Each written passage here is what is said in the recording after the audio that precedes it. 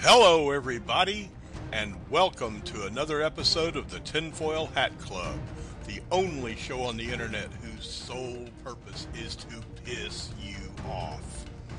To piss you off at local government, to piss you off at state government, to piss you off at the federal government, to piss you off at all of them to the point you will get off your butts and take action. So hang around, folks, because here we go.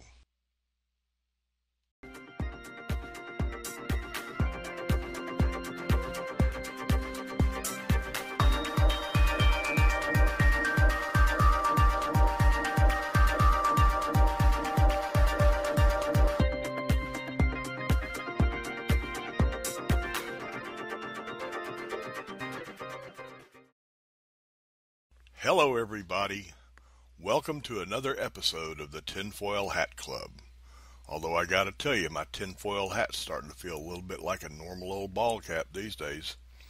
Seems like all the things that us tinfoil hat wearers have been saying for years are starting to come true. I'm not going to give you a whole litany of different stories to chase around all over. I'm going to give you one.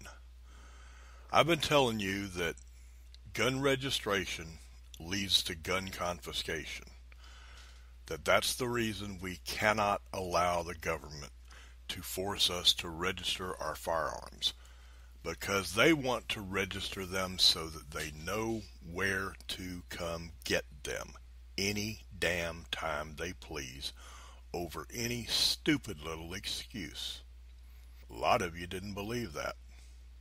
Well, today we're going to talk about a little incident that happened in Suffolk County, New York.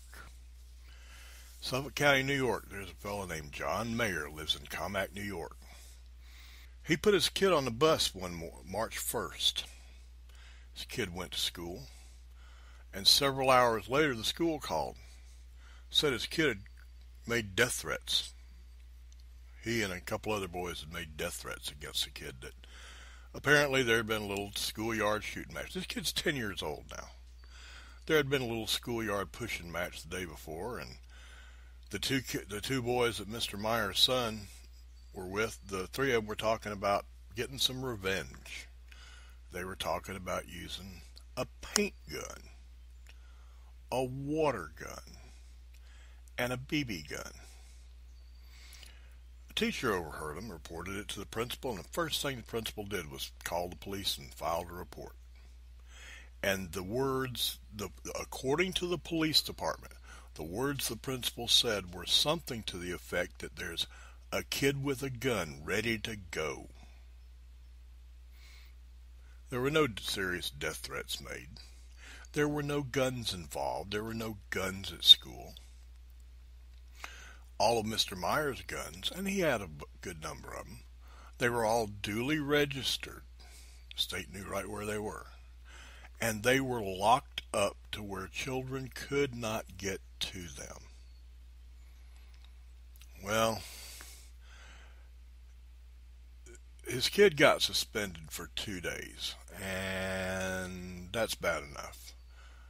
But it gets worse. By the way, school officials interrogated those boys without their parents being there. That's illegal. The school's principal informed the father that his son was going to be suspended for 2 days. Well, following Monday, Mayor gets a call from the Suffolk County Police Department from their Pistol Licensing Bureau, and he was told that his license was going to be suspended while they did an investigation. Innocent until proven guilty doesn't apply in Suffolk County, New York, I guess. No evidence the father did a damn thing wrong. No history of mental illness, no history of violence, but your pistol permit is suspended until we complete our investigation.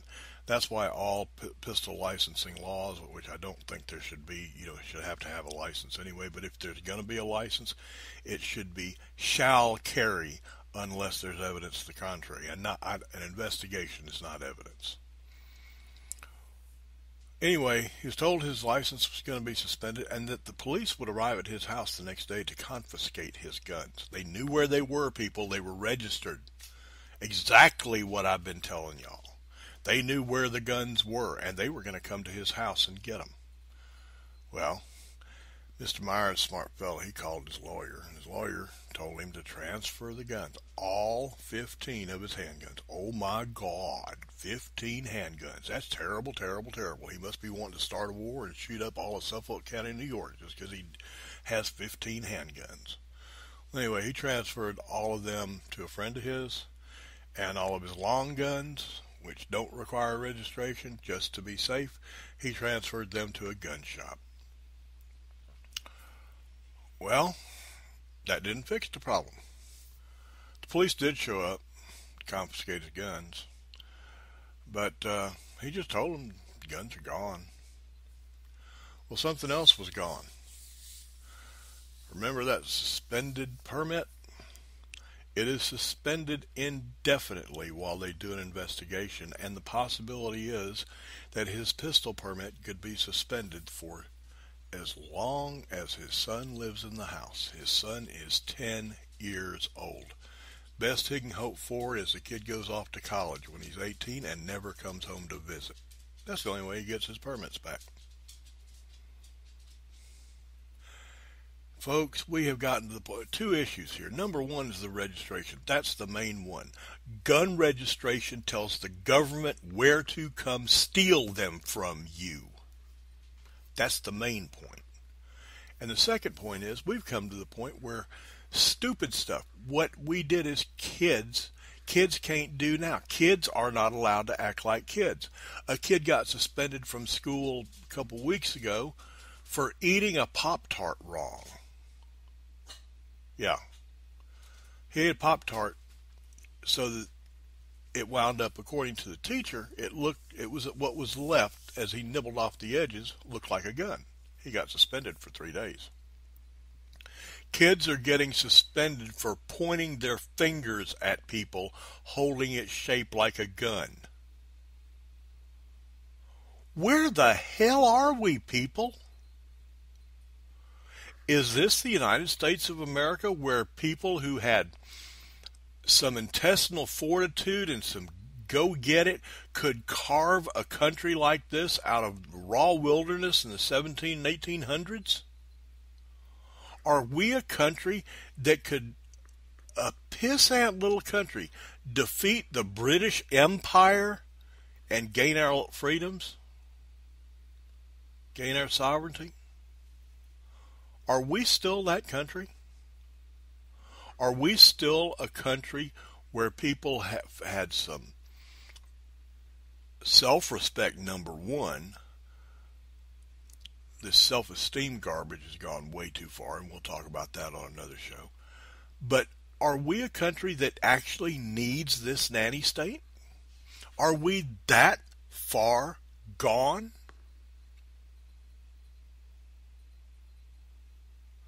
Are we so far gone that you can suspend a kid because he talks about shooting a kid with a water pistol or a paint? I'm assuming the paint gun was a paintball gun. We that far? We are, unless you people get off of your sorry, lazy asses and start crawling all over your elected representatives' asses about taking this country back to the constitutional republic it was intended to and running it under the Constitution, which is still in force today. If you don't like things in the Constitution, if you don't like the Second Amendment, that's fine with me. There's things in the Constitution I don't like, but you don't ignore it. It's the law of the land. You don't like it? Use the amendment process. Amend the Constitution. If you think that that's what needs to be done, then amend it. You don't ignore the damn law, you change it. So get off your asses and crawl all over your elected officials. Let them know this crap is not going to be stood for anymore. This ends, and it ends now. I think I'm going to call that a day before I blow a gasket.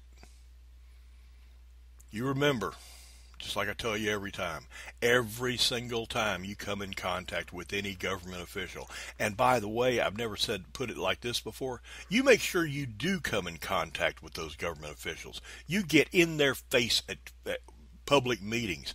You get in their face at their local office.